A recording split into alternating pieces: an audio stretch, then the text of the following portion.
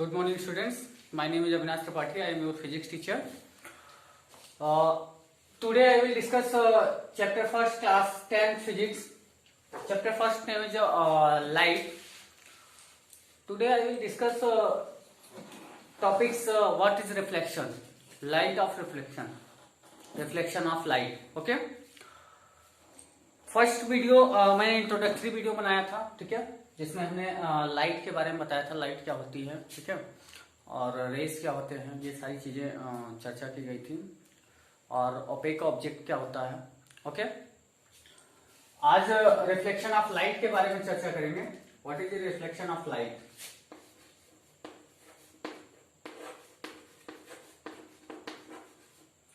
Reflection of light. अगर इसका common सा एग्जांपल हम देखें तो कॉमन सा एग्जांपल क्या है कि जैसे आप क्या करते हैं कि कुछ बदमाशियों की वजह से आप कांच को लेते हैं, मिरर को लेते हैं और मिरर को लाइट की तरफ करते हैं और किसी के ऊपर लाइट का रिफ्लेक्शन डालते हैं, किसी की आंखों पर, ठीक है. जिसकी आंखें उसकी क्या होती है, गड़बड़ा जाती है, वो देख नहीं पाता सही से. तो हम ऐसा करते हैं बदमाशी की वजह से. तो वो ऐसा क्यों होता है कि लाइट रेज को मिरर पर डालते हैं, लाइट रेज को मिरर पे हमने डाला, वो लाइट रेज मिरर पर पड़ने के बाद बैक हुई, बाउंस बैक हुई, वापस गई और वापस कैसा, रिफ्लेक्ट हुई. वापस कैसा हुई, रिफ्लेक्ट हुई. ओके, तो इसी को हम क्या बोलते हैं, रिफ्लेक्शन ऑफ लाइट बोलते हैं, ठीक है. तो उसी के बारे में हम यहाँ पढ़ेंगे, रिफ्लेक्शन ऑफ लाइट क्या होता है, ठीक है. और भी एक एग्जांपल है, जैसे हम बॉल खेलते हैं, बॉल को हमने दीवार पे मारा तो दीवार से बॉल क्या हुई, बाउंस बैक हुई, ठीक है. तो चलिए रिफ्लेक्शन ऑफ लाइट का सिंपल सा डेफिनेशन लिखते हैं. क्या है, सबसे पहले the bouncing back,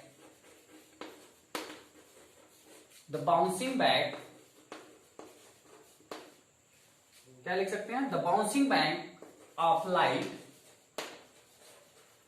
the bouncing back of light in the bouncing back of light in the same medium,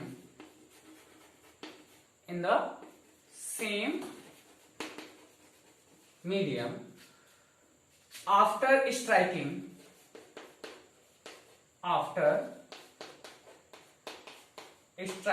मतलब टकराने के बाद, स्ट्राइक होने के बाद, after striking to all, after striking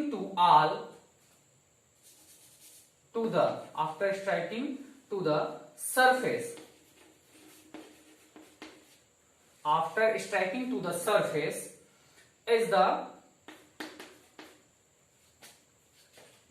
is called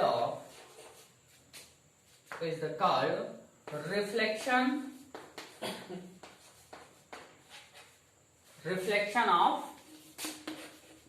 light.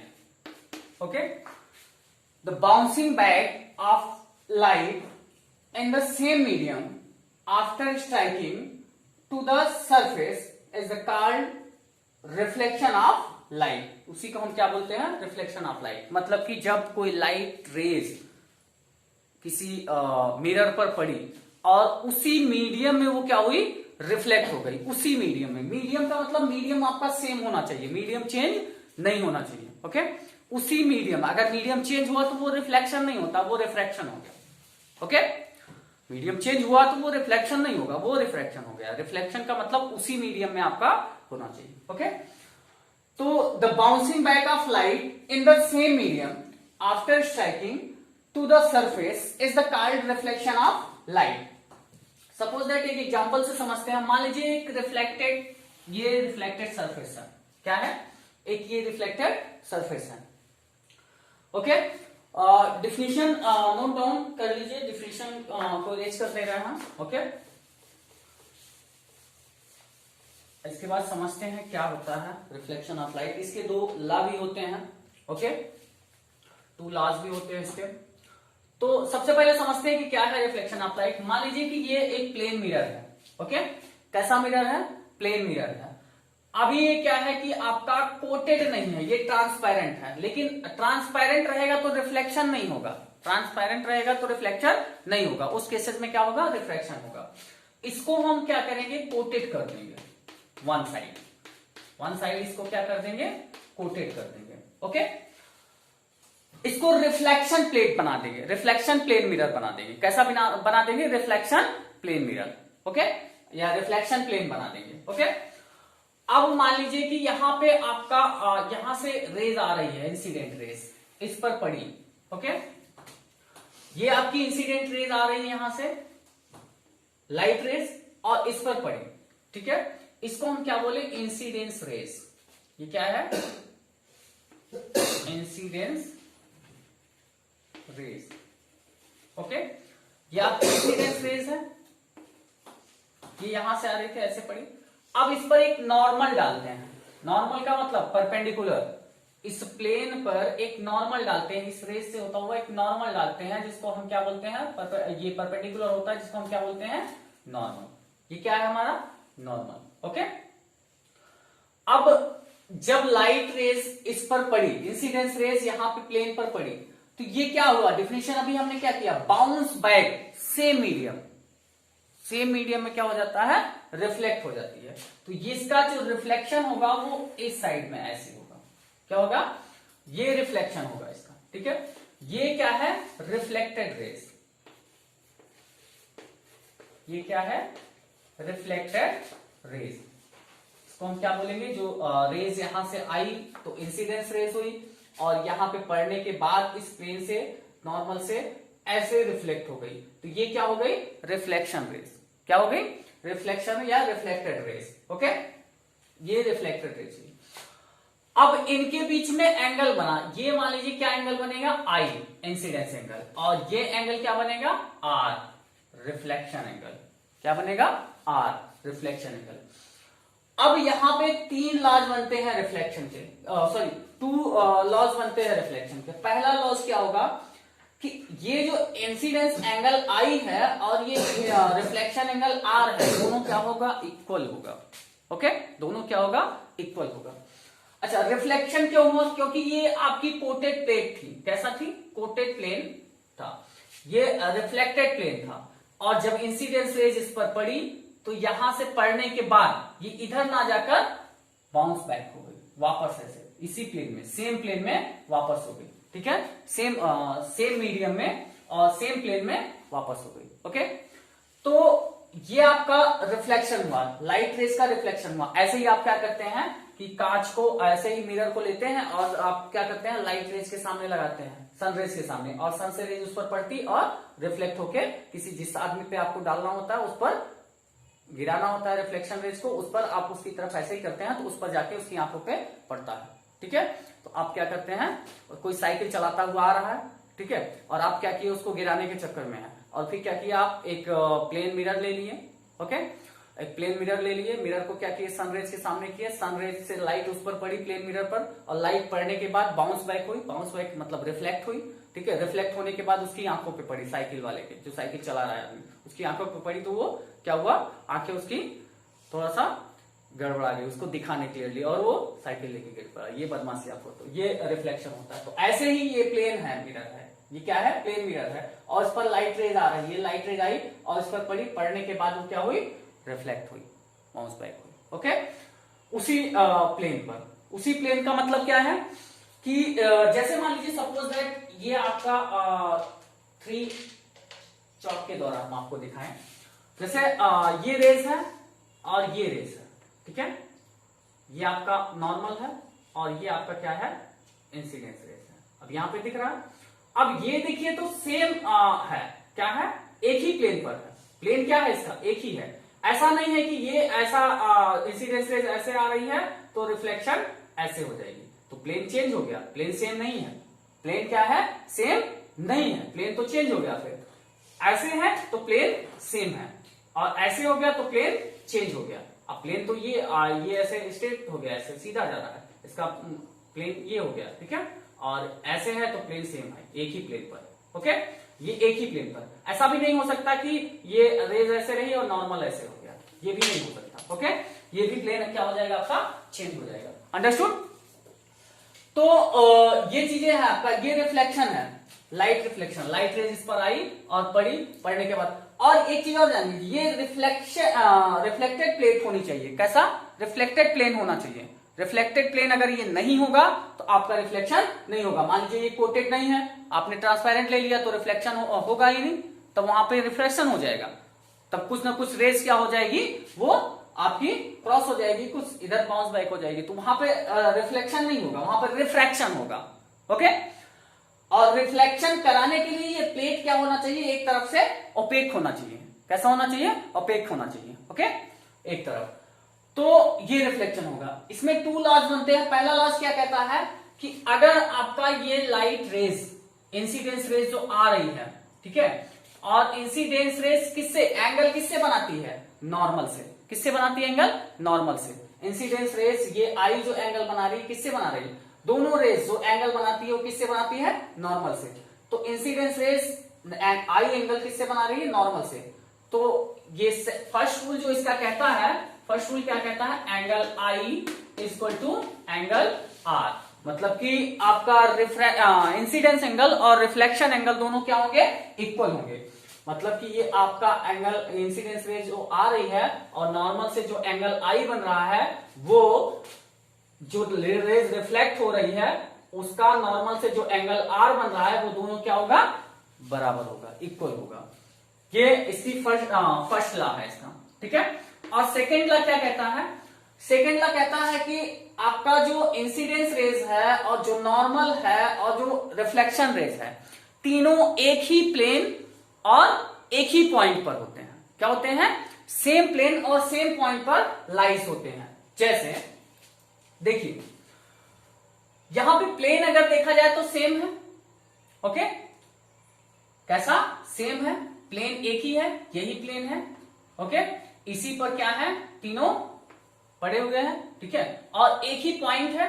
Incidence raise का भी यही पॉइंट है, नॉर्मल का भी यही पॉइंट है, और रिफ्लेक्शन रेज का भी यही पॉइंट है, और तीनों एक ही प्लेन पर, एक ही प्लेन पर क्या है, सेम प्लेन पर लाइज है। ओके, सेम प्लेन पर लाइज है। ये इसका प्लेन है और यही इसका भी प्लेन है और यही इसका भी प्लेन है, तीनों सेम प्लेन पर लाइज है। तीनों का प्लेन अलग अलग नहीं है, ठीक है, प्लेन क्या है, सेम, ठीक है। ये रिफ्लेक्टेड प्लेन है, यही प्लेन तीनों का है, सेम प्लेन है, और एक ही पॉइंट पर लाइज है, सेम पॉइंट पर लाइज है। ओके, प्लेन भी सेम है। जैसे मैंने अभी आपको बताया ना, क्या बताया कि आपका जो ये देखा जाए तो ये क्या है, आपका ये मान लीजिए कि इंसिडेंस रेज, नॉर्मल रेज और रिफ्लेक्टेड रेज है, तो तीनों क्या है, एक ही प्लेन पर है, यही प्लेन है। ऐसा नहीं हो सकता कि ये प्लेन यहां पे आ जाए, ऐसा हो जाएगा, ऐसा हो जाएगा तो प्लेन चेंज हो गया। तीनों एक ही प्लेन पर है, ठीक है, एक ही प्लेन का मतलब ये तीनों का प्लेन है। ओके, तीनों का एक ही प्लेन है, यही प्लेन है, ये पॉइंट जो यहाँ पे जो पॉइंट है, यही प्लेन है तीनों का। Okay, understood. तो सेकेंड रूल इसका क्या कहता है, incidence raise,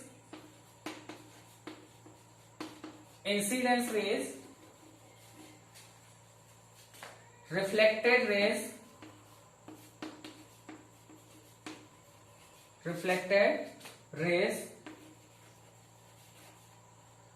and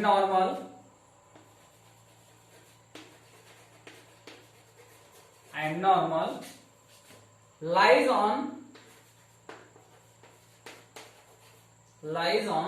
same plane and same point, lies on same plane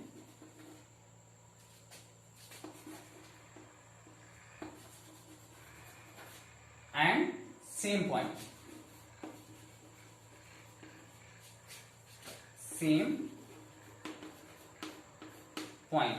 okay, second rule यही कहता है, incidence rays, reflected rays and normal lies on same plane and same point. Okay, ये तो आपका सेकेंड रूल था। अब इसमें एक चीज जानने की जरूरत है, मान लीजिए हमको इंसिडेंस एंगल 0 करना हो तो रिफ्लेक्शन एंगल क्या होगा। मान लीजिए हम इंसिडेंस एंगल क्या कर दें, 0 कर दें, तो रिफ्लेक्शन एंगल क्या होगा।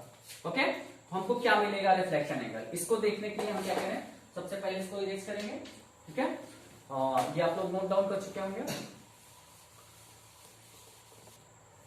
ओके अब इसमें क्या करते हैं कि हमको मान लीजिए कि एंगल क्या करना है, इंसिडेंस एंगल 0 कर दें तो रिफ्लेक्शन एंगल क्या मिलेगा हमको, ये हमको देखना है। मान लीजिए सपोज है कि ये रिफ्लेक्शन एंगल 0 कब होता है आपको, इंसिडेंस कोई एंगल 0, इंसिडेंस नहीं कोई भी एंगल 0 कब होता है, जब सपोज दैट कि मान लीजिए ये रेस है, एक रेस जा रही है, ये रेस है और इसी पर दूसरी रेस भी जाए, इसी पर दूसरी रेस भी जाए, तो उन दोनों रेस के बीच का एंगल क्या होगा, 0 होगा।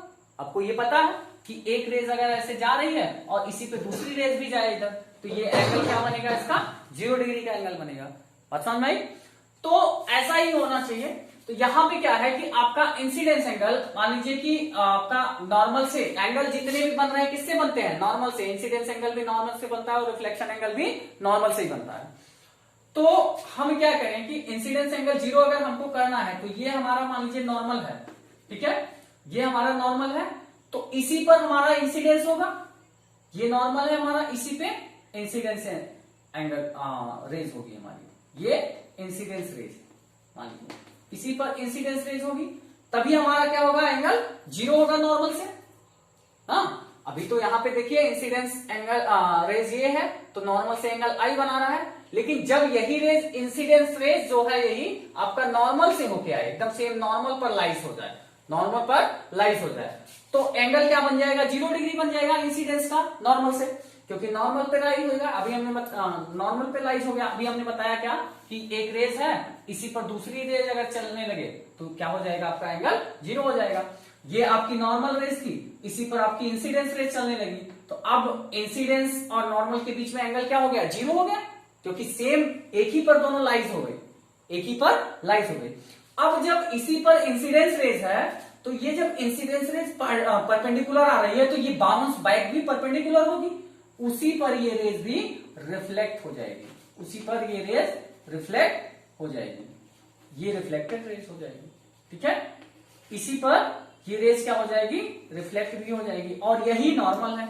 तो अब इस कंडीशन में जब इसी पर ये रेज रिफ्लेक्ट भी हो गई तो रिफ्लेक्शन एंगल भी क्या बनेगा, 0 बनेगा।